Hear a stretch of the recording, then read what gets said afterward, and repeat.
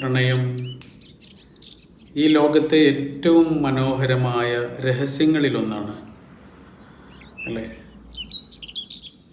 രണ്ടാളുകൾ പ്രണയിക്കുമ്പോൾ അവരെ മാത്രം തനിച്ചാക്കിയിട്ട് ചുറ്റുമുള്ള ലോകം എങ്ങോട്ടാണ് പോയി മറയുന്നത് എന്ന് വീരാൻകുട്ടി മാഷിൻ്റെ ഒരു കവിതയുണ്ട്. അത്രയും ഹൃദയങ്ങൾ ഒന്നാകുന്ന അനുഭവമാണ്. നമ്മൾ മാത്രമേ ഈ ലോകത്തുള്ളൂ എന്ന് തോന്നുന്ന അത്രയും ഭംഗിയുള്ള ഒരു കാഴ്ചയാണ് പ്രണയം അല്ലേ? അത്രയും മനസ്സറിഞ്ഞുകൊണ്ട് നിങ്ങളൊരാളെ പ്രണയിക്കുമ്പോൾ അയാളെ നിങ്ങളുടെ ജീവിതത്തിലേക്ക് കിട്ടാൻ വേണ്ടിയിട്ട് പ്രാർത്ഥിക്കും.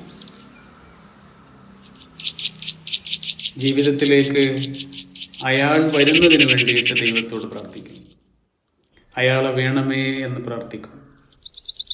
അയാളോടൊപ്പമുള്ള ഒരു ജീവിതത്തിന് വേണ്ടിയിട്ട് പ്രാർത്ഥിക്കും.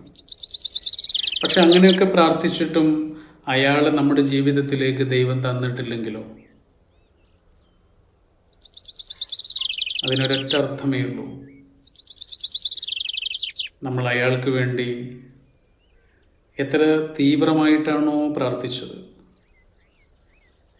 നിങ്ങൾ അയാളെ കിട്ടാൻ വേണ്ടിയിട്ട് എത്ര മനസ്സറിഞ്ഞുകൊണ്ടാണോ പ്രാർത്ഥിച്ചത്, അതിലേറെ മനസ്സറിഞ്ഞുകൊണ്ട് വേറെ ഒരാളും പ്രാർത്ഥിച്ചിട്ടുണ്ടോ നിങ്ങളെ കിട്ടാൻ വേണ്ടിയിട്ട്?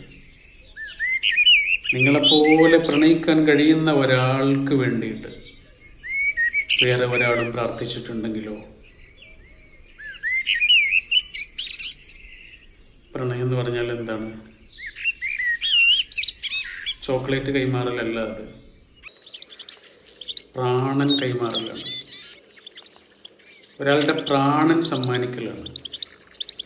രണ്ട് പ്രാണൻ ഇങ്ങനെ ഒന്നിക്കുന്നതിൻ്റെ പേരാണ് ശരിക്കും പ്രണയം എന്ന് പറയുന്നത്. അങ്ങനെ പ്രാണൻ ഒന്നാകുന്നത്, പ്രാണൻ കൈമാറുന്നത്, പ്രാണൻ പരസ്പരം സമ്മാനിക്കുന്നത് ഒരാഴ്ചത്തേക്കൊന്നുമല്ല, ഒരായുസ്സിലേക്ക്.